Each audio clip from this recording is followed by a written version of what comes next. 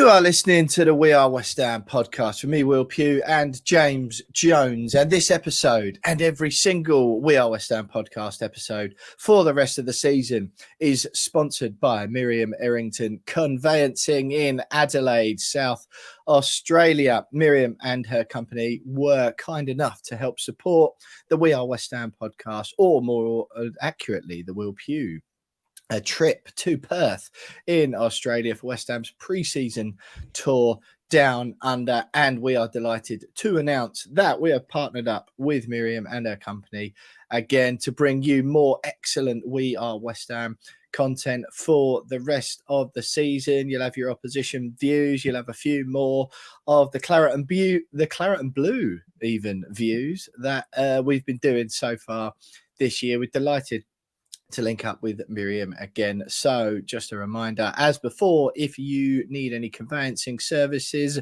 buying or selling a property in Adelaide, in South Australia, or in Australia generally, be sure to give Miriam a shout and keep the West Ham business within the West Ham family. Delighted to have Miriam on board for the season, and delighted to see West Ham top of the Premier League. I say we are top of the league.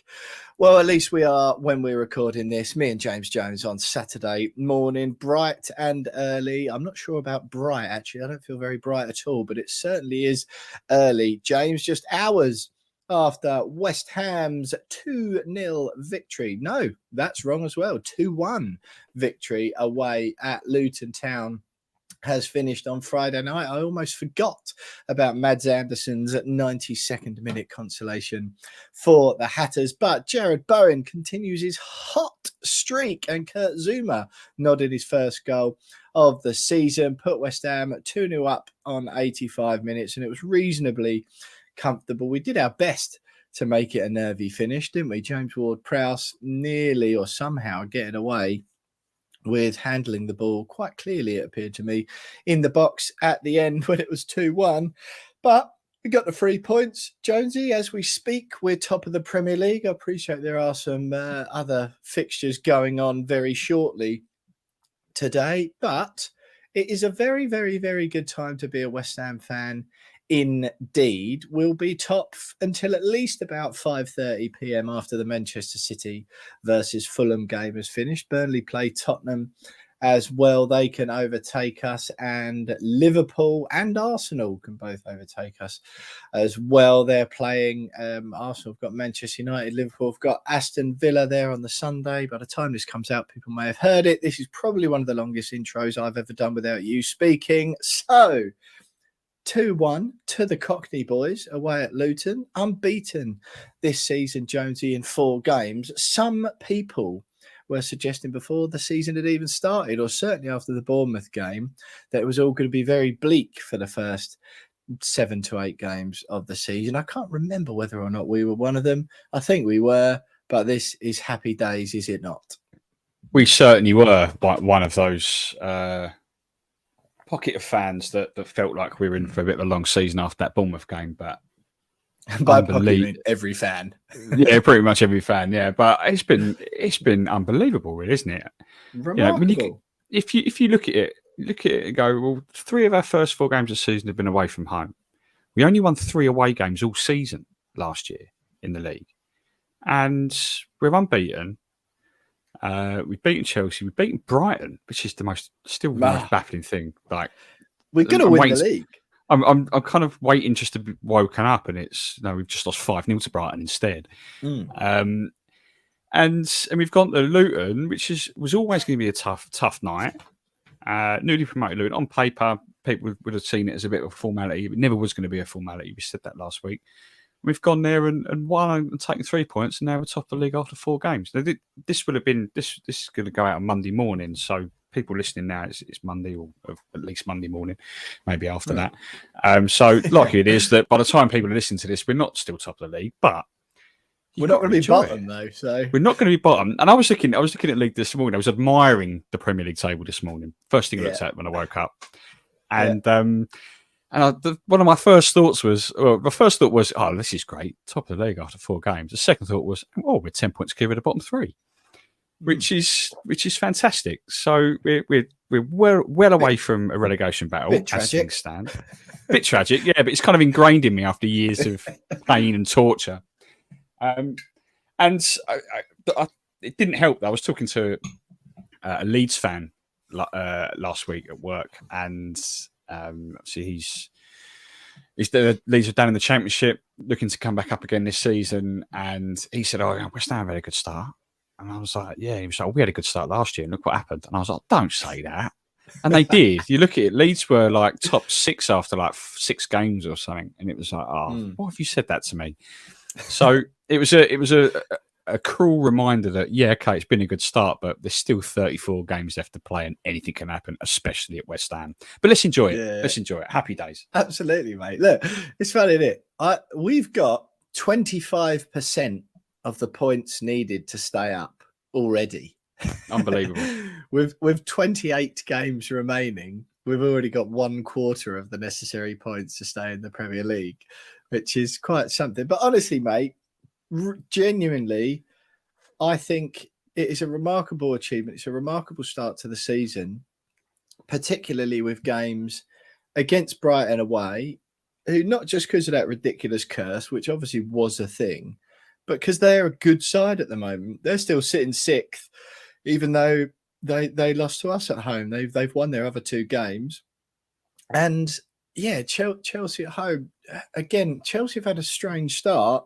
They've lost that one to us. They've won 1 and they drew 1, but the draw was at home to Liverpool. They look a good side. They'll be okay, won't they? They'll certainly be better than last season. It's all a bit raw and rough around the edges still, but they'll get slicker and slicker as the season goes on, and they'll be a good side. And I would imagine they'll finish top 4, particularly without European football to contend with. And yeah, I think it's a phenomenal result. And we always do that thing, don't we? Or I think I have on the podcast before, where you look at the games that you've had, or that we were good at it last year, weren't we? Looking ahead at the next sort of little cluster of games. So you had 4 games, and then you sort of pick what you want to or should get out of those games points wise. And often, as is the way with David Moyes' West Ham, we would get points from games you weren't expecting us at all, either before or having already dropped points against a team that you really, really should have beaten. Yeah. And you look at that start to this season, and I think, to be honest, after that Bournemouth game, you were immediately behind that line of where you'd want to be, which I think explained the bleakness on this podcast and among a lot of the fan base. But really, if you look at the games we've had, I think you would have, at the beginning of the season and looked at the first 4, you'd have said, right, I want 6 points from those. I want to beat Bournemouth and I want to beat Luton. But realistically, we're going to lose away at a very good Brighton team who we never beat, and we'll probably lose at home to £1 billion Chelsea. Like, that's what you'd have said. So the fact that we're not just a little bit above that line, if we were on 7 points now, you'd still be absolutely buzzing. The fact, yeah, we're 4 points above is sensational. And all of a sudden, it just transforms the mindset, doesn't it? Obviously, going into the international break at the moment, there are those who say, wish you didn't have to stop. But it's Man City at home, the first game back, which, again, is obviously going to be a difficult one. Then you go away to Liverpool. Not going to be easy either, but Liverpool aren't infallible at the moment, and particularly the way we've started the season. I genuinely think it's just this huge breath of confidence. Moyes is carrying himself with a bit of a swagger again. All of the Moyes out brigade have, well, I mean, you will literally, you especially if you go on Twitter, but you will find some people will be absolutely fuming that we've won another game, won't they? Because it sort of doesn't back up their anti-David Moyes agenda, rather than like I would hope that we are able to do when we're proved wrong about stuff, aka James Ward-Prowse, aka Alphonse Areola can't save penalties, aka Mikel Antonio is a finished striker. all of those stances which we've taken with a lot of vigor in recent weeks. Yeah, you still have people annoyed about it now. Not only did we beat Luton, though, James, we actually won a Premier League game of football and had more of the ball. 62% possession, 3 shots on target to Luton's 1. Superior pass accuracy of 83% to 72%. More passes in general. All in all, James, a spiffing game of football. Jared Bowen said afterwards that it was the hardest game of the season, but it didn't look to me like West Ham really came out of second or third gear, which is very good. Yeah, I mean, pleasing in many ways. I can understand why you would have said that about it being the most difficult game of the season so far. I mean, Kenilworth Road, very tight, compact stadium, under the lights on a Friday night, and their fans absolutely buzzing that they're watching Premier League football there. And you could tell by both our goals, Zouma and Bowen rattled by the fans a little bit beforehand, shushing the crowd a little bit. Obviously, Zouma, I did laugh when every time Zouma touched the ball, there was boos, because you don't really hear that anymore. But it's Luton's first time I've seen Kurt Zouma since everything happened. So I was like, oh, bless them. They're having their moment. Let them boo him for a little bit. That is now they get to join in. They can join in. But they were, because obviously last year or the year before when it first happened, and then there were stages where fans would forget and then start booing again, 10 minutes later. Luton, it happened a couple of times last night where Luton, the fans, he did touch the ball a few times and they wouldn't boo him, and then suddenly there'd be a little pocket of boos. And then he booed them back quite viciously when he scored, which I thought was funny. Yeah, that was funny. Yeah. Instead of running over to West Ham fans, he ran over to Luton fans and booed them, which I thought was quite funny. And then Bowen did the same with they were singing, apparently, according to our friend Roshane Thomas, they were singing quite unsavoury songs about his missus. So, the only thing you can do as a footballer is shut them up by scoring against them, and he did that. So I can understand why he said it was quite a difficult game, but I think overall the performance was good. You're right. I don't think we were at our very, very best, and I don't think we needed to be. I think Luton posed a few problems, particularly those crosses into the box. Aguerd and Zouma got man of the match and fully deserved, I thought. Cleared pretty much everything. But they were causing us a few issues with those crosses.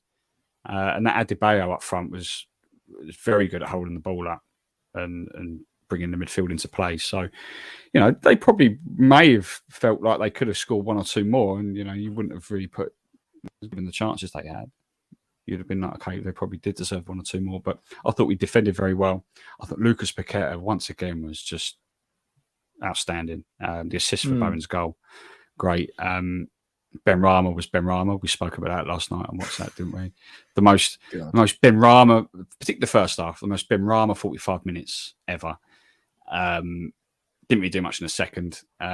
But overall, a really good performance away from home. A difficult place to go against a newly promoted side where literally anything could have happened. Yeah. And we've come away with 3 points and we're top of the league. And it's become a little bit, last season aside, it's almost become a little bit of a hallmark of us is that we just go and get things done professionally. Yeah. Under David Moyes. Can't be saying much about that last season, but more often than not, we've gone to difficult places and played difficult teams and put in a really professional performance and got the job done. And that was trademark David Moyes West Ham last night at Luton, 100%. Yeah, I couldn't agree more with you, James. I couldn't agree more.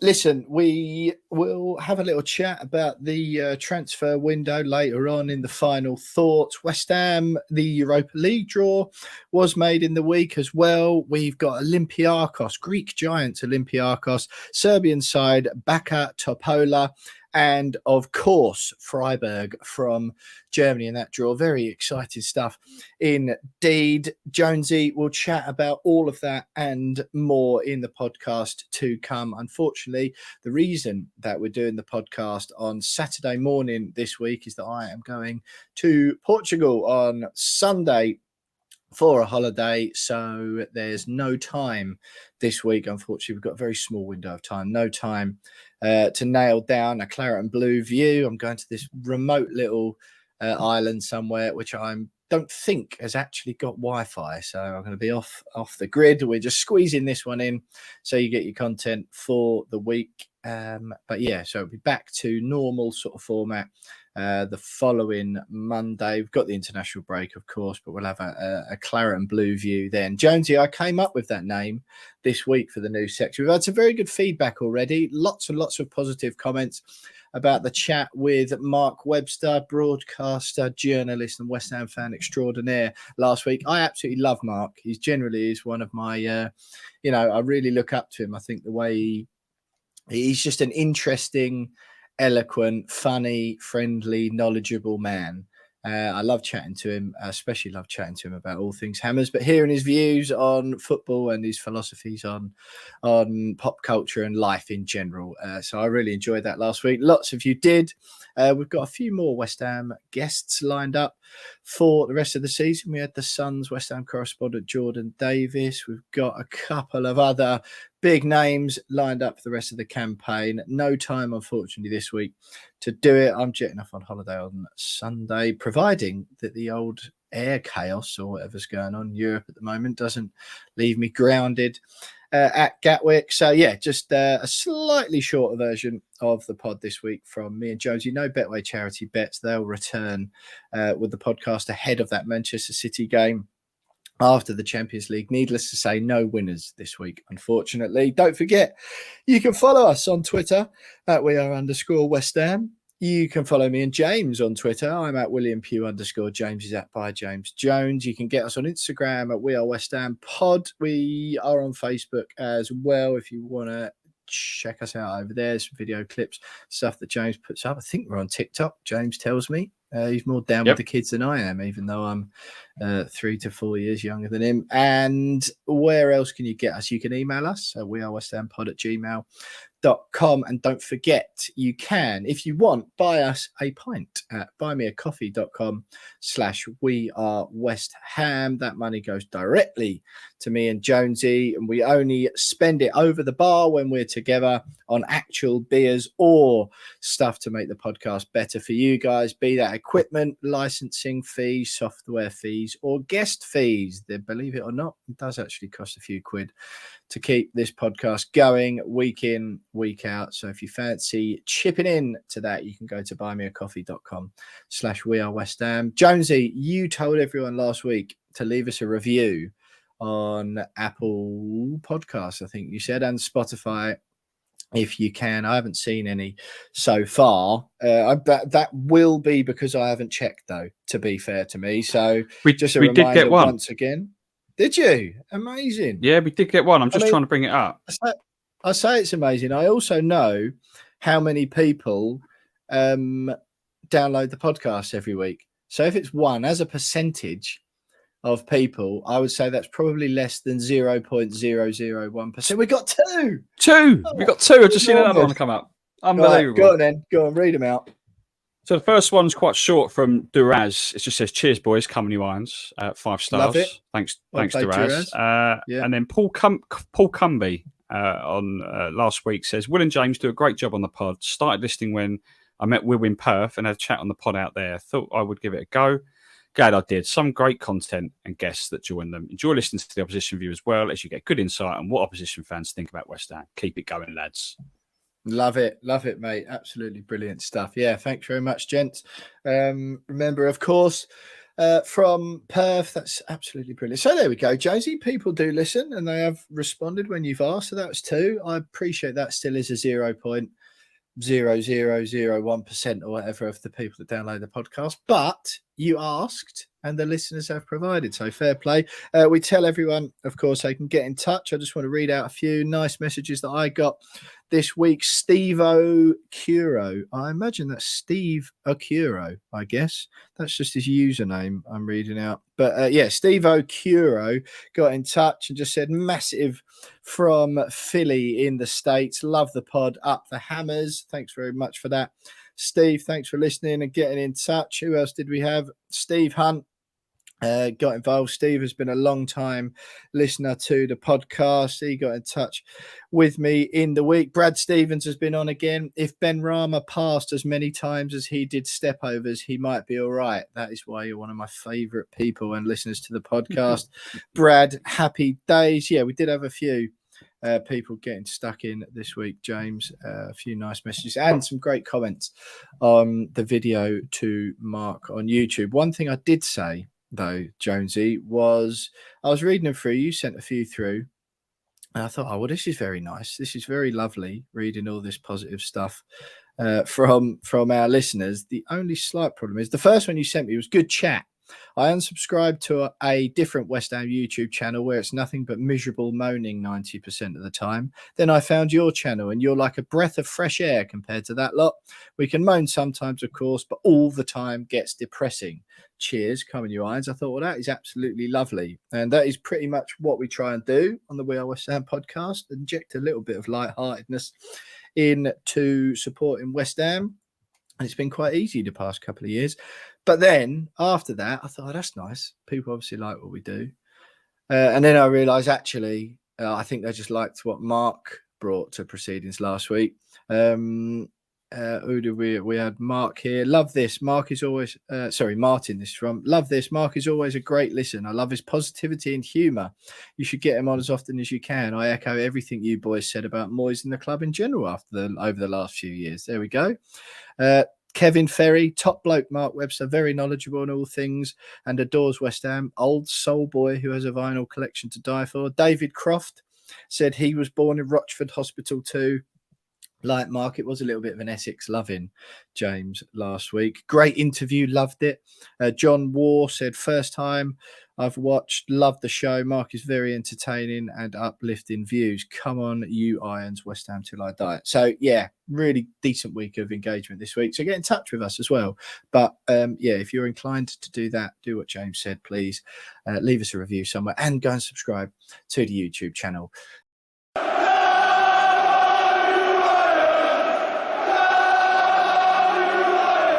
Well then, Jonesy, 2-1 away at Luton. A great win all round. You mentioned briefly some of your standout performers there. I mean, Jared Bowen is absolutely flying this season. He seems to be really stepping up. I don't know if since he's become a dad or since Declan Rice has left and he's sort of widely recognised as our best player now. Perhaps he's thriving in that role a little bit more. Like you said, the two centre backs dealt with the challenge really well. Like I mentioned, Bowen said it was the hardest game of the season. Edson Alvarez is getting widespread praise from everyone. What's your sort of stance, general view on the whole thing? Who's your sort of man of the match of the Luton game? Well, it was a toss-up between Zouma and Paqueta for me. I thought Paqueta was outstanding. His assist for Bowen's goal was class, but felt like he was really pulling the strings and running the game for much of it. But I know Gary Neville, was it Jamie Carragher? I think Jamie Carragher gave it to Zouma just for his just solid defensive display. And he scored, and obviously the goal. But even he was giving it a bit of a toss-up between the two of those. So, but I think overall there wasn't a bad performance from anyone. I thought it was, and it's been that way since the Bournemouth game. The Bournemouth game wasn't exactly terrible.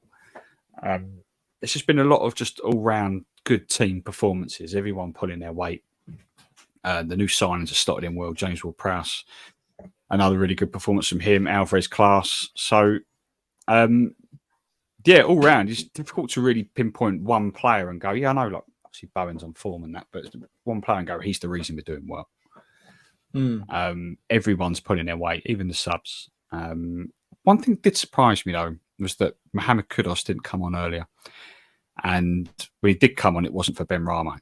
Fornals came on for Benrahma, and like the 25 minutes to go, and I thought about the game. Well, when Benrahma, when Moyes does finally get fed up of Benrahma, then it will definitely be Kudus that comes on and replaces him, and it wasn't, and it just felt like, is that really the right thing to do? I don't know what you're achieving by bringing Kudus on in the 93rd minute or whatever it was. Just like, what's the point of that? Like, But that's like, it is what it is. Like, at the end of the day, we won. It didn't change the game in any way. But you would. I think a lot of fans were quite looking forward to seeing him properly rather than just seeing him run on the pitch and then basically literally within seconds it's 2-1 and he's then basically just booting the ball up the field every time we get the ball just to waste time. It's like you're not really seeing him. He's not really playing. He's not playing football, is he? No. But it is what it is. Do you not but think it's because maybe he can't trust his defensive capabilities? He can't trust him as in he thinks he's bad, but he knows what he's getting when he brings on Pablo Fornal. 72 minutes that was. So it's still only 1-0 then. He knows Pablo brings a bit of defensive stability, plus he can offer something going forward. I guess it maybe felt a little bit more risky because the game was technically only safe on 85 minutes when Zouma nodded home, wasn't it? And even then we try and nose it up. Part of me wondered whether he was almost protecting him from Luton. You know, we spoke last week about a bit of a physical side. Are you protecting your star £40 million signing from getting absolutely booted about all over Kenilworth Road, or kind of let's just ease him in slowly to Premier League action? This is probably not the best game for him to really be introduced to Premier League football. We'll do that in a couple of weeks when we host Man City, when he can basically just chase shadows for 90 minutes instead. But yeah, it might be a bit of both, to be fair, but I was really excited. I know I'm not the only one. Really excited to see him play and see him in action, and instead just saw him just chase long balls up the pitch, which weren't even aimed at him because they were just aimed at wasting time. But it's what it is. It was a good performance all round. And a really, really important 3 points, I thought. I think we're just incredibly lucky at the end of that penalty decision. Yeah, well, look, that's what I was going to ask you. I don't know. I want to get a couple of the sort of perceived negatives out of the way. I'm sort of inclined to go with Benrahma first, but no, we'll do the penalty. We'll do the penalty shout. Obviously, Cross comes in. This is when it's 2-1 as well. Cross comes in, goes over everyone. James Ward-Prowse, at the back of a crowd of players. It like grazes off of his sort of upper arm, but below the shirt sleeve, which is what we're led to believe is the rule. And then goes to Maxwell Cornet, who controls it. And that also sort of half looked like a handball. VAR did check, and then Cornet cleared it. Ball was still in play for quite a while afterwards. Nothing given. VAR did check, and nothing was given again. There were some suggestions. They were only suggestions. I don't know if it's been ratified or proved or anything. That VAR were only looking at the potential handball on Maxwell Cornet. Because Kudos, it did look. Sorry, yeah, Kudos. And right, correct me if I'm wrong about this. Has Maxwell Cornet's number changed this season? Yeah. Was he 14 last season? Yeah, I think he was. Hang on, I'll check. See, I genuinely think that's what it is. So last year, Maxwell Cornet was 14. Yeah, there we go. Well, in this year, his squad number 11, 17. 17. Oh, there we go. An odd choice, that one, an odd change. But anyway, sorry, hence my confusion. So yeah, I mean, he's checking for the handball then on Kudus, and because as he's controlled it and cleared it, it did look a bit like handball. Suggestions that maybe VAR only looked at that one because they thought there was a contentious one, not even realising that there was one on James Ward-Prowse in the middle. But what did you make of the whole thing, really? Because I don't know. Maybe if that's against West Ham, I'd have probably been shouting for a pen. Do you know what I mean? But it would have felt really harsh. No, I think it is a penalty. And if I was a Luton fan, I'd be livid. But do I care? No, because if you look at how many times we've been done over by VAR over the last few years, I couldn't care less. I genuinely, as soon as I saw it, I mean, I thought they were looking at the Kudos one. I didn't realise it was James Ward-Prowse until they went back on Sky and looked at it, and I was like, right, yeah, we've got away with one there. And it's about time we got away with one, to be honest. To be quite honest, the amount of times we've been absolutely robbed by really, really bad decisions. It's about time one went our way. So, if I was a Luton fan, I'd be very, very upset, to say the least. But as a West Ham fan, I'm absolutely delighted because, I think we got away with one there, 100%, definite handball.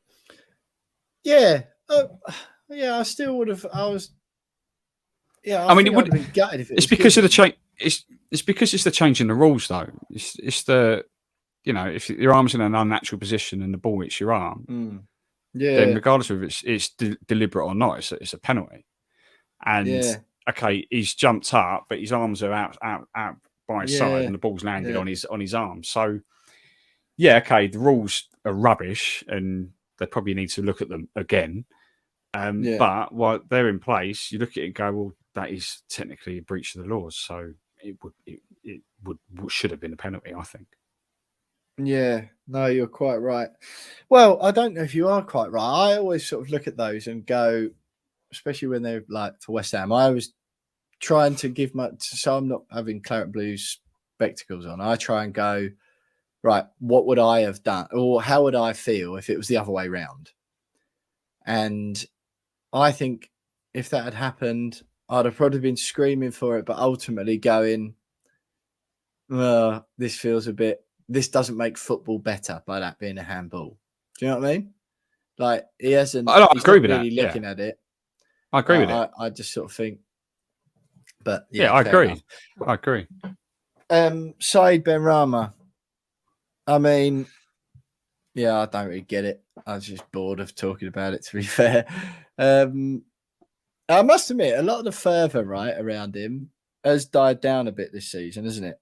Like, people aren't in such a hurry to make out like he's Pele anymore.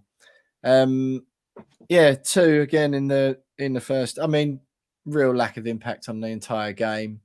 2 in the first half, where just the ball. We're in really dangerous positions. Luton under loads and loads of pressure.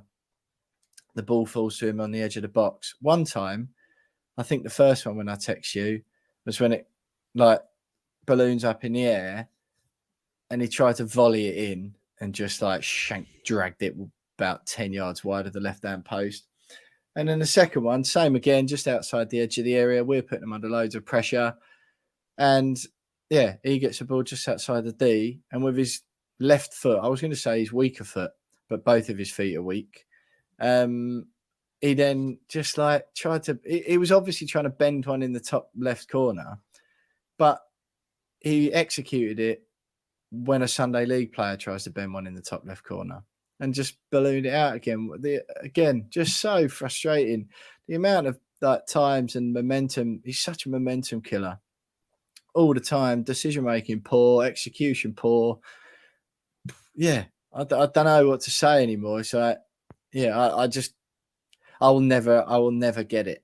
I'll never understand it. He tries to be a better player than he is. That's what it is. Unlike Pablo Fornals, who executes the things that he is good at and capable of doing, Saeed Benrahma plays as if he's like Lionel Messi in this mercurial talent. He's actually not. He's not one of those things. And I think that's why people like him, because he plays as if he's better than he is. Like, execution and decision making are hugely important. And you're playing Luton Town, mate. Like, he's just not a David Moyes player, is he? And I know he's sort of started a lot more, but you are inclined to think, surely, are you not, that once Kudus gets involved a bit more, Benrahma's on the bench again every week when everyone's fit. I think it is his decision making which lets him down, and his decision and execution. Well, this is what I'm saying. His decision making affects his execution. That's why his execution is poor, because decision making is poor. Those 2 shots, they weren't opportunities to have a shot on goal. But he's decided to have a shot on goal, and the reason why they haven't ended up hitting the target is because they weren't opportunities to have a shot on goal, and he's lashed at it because his decision making is poor. If he decides to bring the ball down and we'll go again, we'll spray it back out wide, put another ball in the box, then you don't get frustrated with Benrahma because you think, okay, he's done the right thing there. But instead, he's thought, oh, I'm going to swing my boot at this and see what happens. And both of them ended up being technically clearances rather than shots. And it's little things like that which frustrate fans when it could be just a lot simpler for him. He could make life a hell of a lot easier for himself. Well, instead of trying to do the wonderful thing and volley it in from 40 yards, just take the ball down, go again, or take the ball down, have a look up, and if the shot's on then, have a go then. But at least then you thought about it. But even then it won't go in. Well, I mean, he's capable of doing it. We know we've seen him do it. We've seen him score good goals. Right, the guy's a good player, but he lets himself down with his decision making, and that's why when he's not thinking about things, he's just doing them. That's where you see the bad execution. He's actually thought about it. Like the goal he scored against Brighton, his first goal for us was what, 20 yards out. He's thought about that. He hasn't lashed at it. He's brought the ball down. He's beaten a player. He's looked up and then he's curled it into the top corner. Same thing against Brentford in the Cup last season. Pinged it from 25 yards. Same thing. Was on the ball, beat a player, looked up, pinged it top corner. Like, we know he can do it, but we've never seen him volley it in from 30 yards. No. And there's only a select few players in the world that can do that consistently and at least hit the target, like realistically. And he's not one of them. He can't even put basic crosses in. Like a lot of the time, the amount of times I just think he's just not as good as people think. It's because he does a few step overs.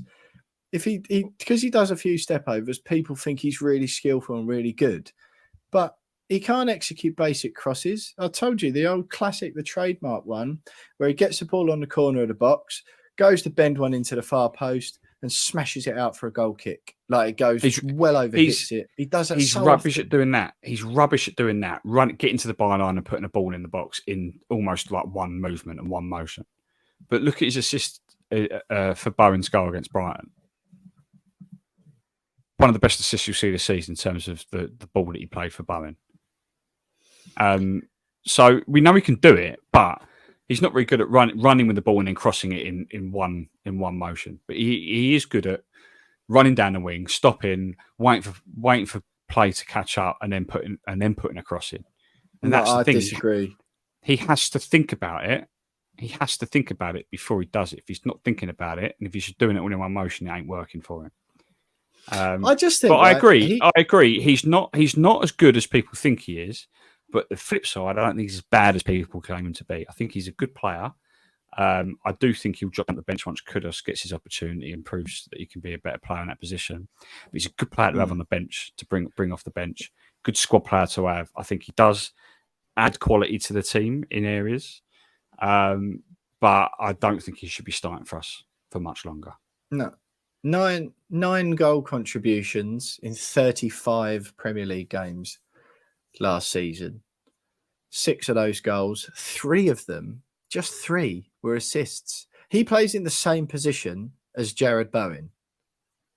Different player, we've seen her. Well, that's different for sure, mate. Yeah, they are definitely different players. Yeah, we'll agree on that. Yeah, one. But that's for sure. But that's like saying one of them's good. But you get players that play the same position. You get players that play in the same position, but add different things to the flank that they're on. So you've got Jared Bowen, who's better at running in behind, and he's technically an inside forward. And you've got Benrahma, who is a winger, and he's just a flat out winger, and that's it. Is he? Is he though? Stroke. He'd be better playing as a number 10 rather than out wide, if I'm honest. I'll just be better on better on the bench. Maybe even more of a Paqueta role. Obviously, he's not going to get in ahead of Paqueta. But like playing him where he's playing him, obviously it's frustrating. He makes silly decisions. He actually got 17 goal contributions last season in all competitions. Yeah, in all competitions, yeah, sure. Yeah. But you've added on the 4 that were against like Silkeborg or whatever. We still got them though. You can only do them against teams you're playing against. No, I know, but I'm just saying Premier League, which is what we're talking about, which is pretty much the most elite level. Yeah, just see the difference between Jared Bowen. Season before in the Premier League, season before he did 14. 14 in 32, a little bit better than last season. But some of them are pens as well, worth noting. Some of them are pens. Lots of them are pens. Yeah. I know you still got to put them in, but Jared Bowen's not taking penalties. The amount of impact he has on open play is much better. So look, I think we're both agreed though that Kudus hopefully gets in ahead of him. I don't want to make it too negative because, but it did annoy me. Positive sense. Lucas Paquetá, I didn't particularly notice him being as amazing as you thought, but obviously a good player. Great ball, like you mentioned, for Jared Bowen's goal. Bowen talking afterwards, James, you saying that West Ham are actually a bit annoyed that they're sitting there with 10 points, not 12, obviously after the draw at Brighton. Yeah, and it's quite refreshing to hear that, actually. Shows that they've got the right mentality. They want to go out there and win every game. It was a late equaliser for Bournemouth, wasn't it? Which obviously adds to that frustration. But when I heard him say that, I was like, I like that. I like that. They're looking at that game going, cool, we could be over 12 points and we could be comfortable. But they would have learnt from that late goal. And the finishing that day wasn't great. So you've got Bowen's goal that was good. But they built on it. They built on that frustration on the opening day of the season, and they've won the next three, two of which were unlikely wins. So, I think it shows the mentality that the team have still got. I think a lot of fans were a little bit concerned as whether after winning the Conference League, whether there might be a little bit of a hangover from that. And the Bournemouth game kind of was potentially a hint that there might be a hangover from last season and going and winning the trophy and all the hype that went with that, losing your captain in the summer. But actually, it shows that the mentality in the dressing room is bang on, because they've come back, they've bounced back from a disappointing opening weekend draw against Bournemouth, and they've won 3 on the bounce to the top of the Premier League, and they're going, we should really have won 4 out of 4. We're unhappy about it. But that's the mentality you want to hear from the players, isn't it? So can't really fault it all at the moment. It's very, very good. Very refreshing. No. Yeah, quite, mate. Yeah, refreshing indeed. Any other sort of notes then? Obviously, the penalty was the main thing. Good to see Zouma scoring. I did back him the other week for to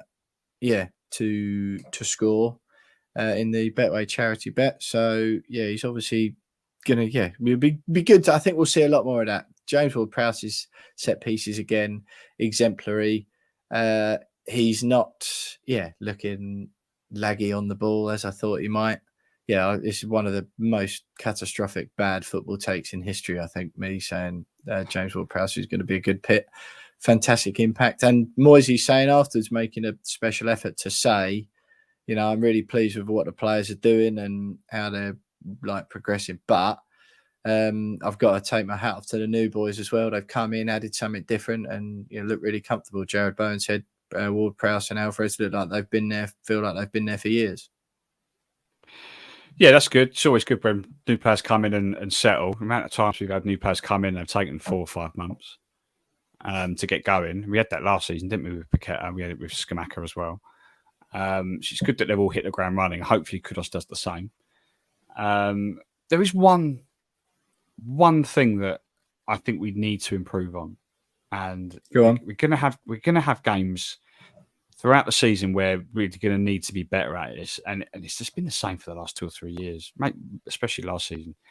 Our ability to make good use of possession. We knew we were going to have more of the ball than Luton last week. We know that we're better without the ball. We're a better team out of possession. That's how we beat Brighton. That's how we beat Chelsea. Jamie Carragher said it last night. West Ham have had all the ball, but they're really struggling to create anything meaningful in the final third. And we need, maybe Kudus is the answer. Maybe Kudus is the one that fixes that for us. But we've won 2-1. One of those goals came from a corner. Yes, the other one came from open play. It was a deep cross into the back post. We do find it difficult to really build up into the final third and create clear-cut chances in open play. That, for me, that's the only worry I have right now, because there will be games where, the majority of games, we will have less of the ball. But there will be games this season when we play Luton again, when we play Bournemouth again, when we play Sheffield United, probably Burnley as well. We're going to have less of the ball, or we're going to have more of the ball in those games. Maybe not Burnley actually, because they like to play with the ball under company. We got to improve. If we improve that, we're in for a very, very good season, I think. But if we don't, I think we're still going to drop points where we probably shouldn't do because of those frustrations. Yeah, we'll draw games that we should have won, where we've had 20 attempts on goal and only 3 shots on target, and we've not managed to score, or we've only managed to score one and it was a penalty or something like that. That's the only fault I can find at the moment.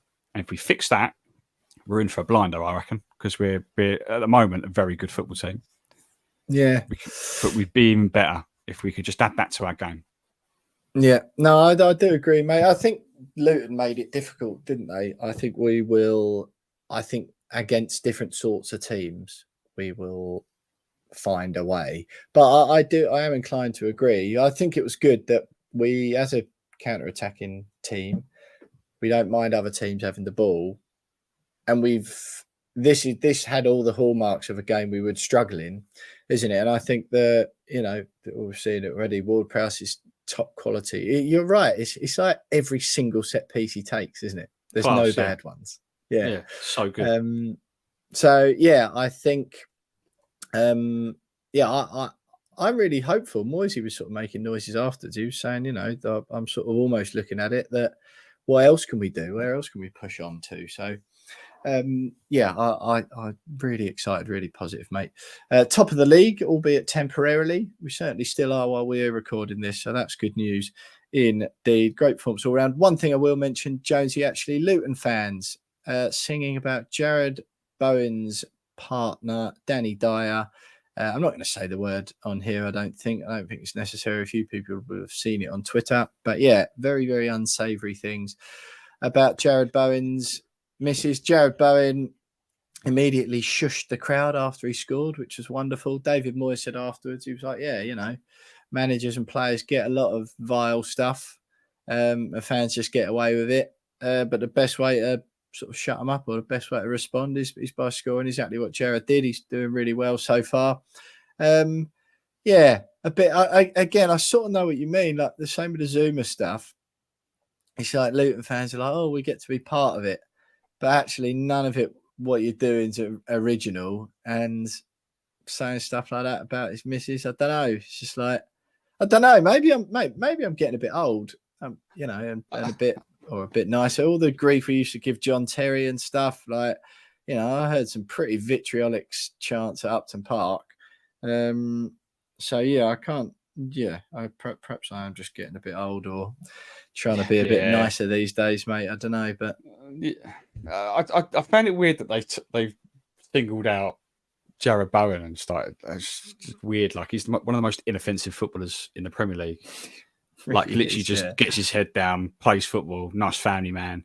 Yeah, okay, he's got a famous, he's got a famous missus and a famous father-in-law. But he's just a hard-working Premier League footballer that doesn't offend anyone. So for some reason, picked on him. Okay, people can go, it's disgusting, why are they doing that? But I mean, you're right. Stuff we used to sing about John Terry and his mum and stuff like that years ago. Yeah. Like, it happens, unfortunately. Football fans are like that. They get caught up in the moment. A couple of fans sing it. They've had a few beers. Friday night as well in Luton. I can't imagine it's sober city. So everyone's had a few beers. They see a footballer. They know he's got famous missus and go, let's just sing about his missus. That's what happens. It will always happen, unfortunately, because that is, unfortunately, football fandom. And you're not going to stop it, unfortunately. But I'm glad that he shut him up with a goal. And I'm glad that he made a point of celebrating the way he did as well, to go, you can have a pop meal you want, but look what I'm doing. So do you hate then, Jonesy, Luton fans as much or less than you hate Nottingham Forest fans? No, I have no feelings towards Luton fans whatsoever. I was like, I'm excited for them. I'm glad that their story is incredible. Their journey over the last decade has been unbelievable. even 20 years really. But them singing those songs and booing Zouma and having a pop at Jared Bowen doesn't offend me whatsoever. No. I'm not going, I hate Luton, I want them to get relegated. Unlike Nottingham Forest fans, Palace fans, Tottenham fans, Arsenal fans, Brighton fans. They're the four sets of Palace fans. Oh no, no Palace fans don't mind. I don't mind. I don't mind Palace fans. I just don't like Palace. Okay. Palace for me is a pointless football club. Like they genuinely just finish 11th every year. Not even that good. They've been in the Premier League for like 12 years running now, and they've never in their entire history finished in the top half of the Premier League. No. Like, what are you doing? Why are you there? Like, do something. Come on. And then you've got get involved in the relegation battles anymore. No, exactly. They're always safe by March, and it's it. It's done. But never at risk of doing anything interesting either. Yeah, exactly. And they've got their 20 ultras in the corner that think they're Borussia Dortmund fans. And it's just like I look at Palace and I just go like, and I know Palace fans, and I'll say this to them as well. I don't mind saying it to them. I look at Palace and just go, what are you? Like, what are you? What is the purpose? What is there something? Is there life there? Yeah. Is there life? Now they've lost Zaha as well, who is like their god. He's gone. Reappointing Roy Hodgson after almost looking interesting by giving Vieira a job. It's like, hang on a minute. No. People actually are interested in what we're doing. I feel sorry for Roy Hodgson. He'll come out and say, it's nice to be back out of retirement. He's got the freedom of the London Borough of Croydon, though. So it's unbelievable. Like, poor bloke, just let the bloke retire for crying out loud. Like, just leave him alone. They'd be wheeling him out in a wheelchair, wouldn't they? Yeah, like, come on. That's why I dislike. I don't dislike Palace fans. So I know quite a few of them. But I just don't like the club. I don't really understand the club. I don't know what it's all about. But Forest, Brighton, Spurs, and Arsenal fans, those four, I don't like either club or fans, if I'm quite honest with you. Yeah, fair enough. I think it's quite like Palace-wise. I think it's like, it's nice, like quirky little stadium. And it's sort of like something a bit different to the money thing in the Premier League. Their kit's a little bit different. That's quite cool. They have an eagle in the stadium before the game, like a real eagle. That's cool. Who doesn't like a real eagle, like a bird of prey show? You don't get that anywhere else in the Premier League. But all of that's all very well, and like in the stadium and stuff. It's quirky, it's a bit different until you go there and try and watch a game of football from the away end, and it's like, this is the worst stadium I've ever been to. It's rubbish. Get me to Southend's Roots Hall, which is and also it all began when they beat us in the playoff final. Was it back in 2004? Was it 2004? And Neil Shipley scored a winner. Yeah. And I was there, and I was quite young. I was sitting there, and right next to where the Palace fans are. So I was next to the Palace fans. Full time whistle goes, and we're just like, that's just terrible. Let's just leave. I'm bawling my eyes out, really upset. Got a long drive home from Cardiff. Like, you're a big cry. And then you walk in it, and you got all the. Well, I was about, I don't know how old I was. You still are. What are you talking about? I was young then, but we're walking out next to the Palace fans, and they're all there giving it. We got the Premier League. One guy's on his standing on his chair, and he's giving us a few hand gestures. But then the seats flip. He's put one of his feet too far back on the seat. Seats flipped. He's got his leg caught, and he's fallen backwards. We've absolutely gone mental, just absolutely laughing. He's like hanging out the seat, legs stuck. Mate's trying to drag him out. Yeah. And I thought that was hilarious. And ever since then, I was like, that Palace fan deserved it. That was to the other 30,000 Palace fans in this country. Ever since then, I've just developed a bit of a hatred for them. Yeah, you really, really have, Josie. I didn't even know this one existed, to be quite honest. But fair enough. Yeah, no, I don't. I sort of think like I wouldn't swap them for a Norwich. Like I'd have them if they were to go down. I think they do bring a little bit more to the league. What do they bring though? They always buy all of our outcast players that we don't want anymore for loads of money. James Tompkins, Cheku Kiati. Although, was it them who sent us Shamak, or did we send him to them? No, we got Shamak from Arsenal.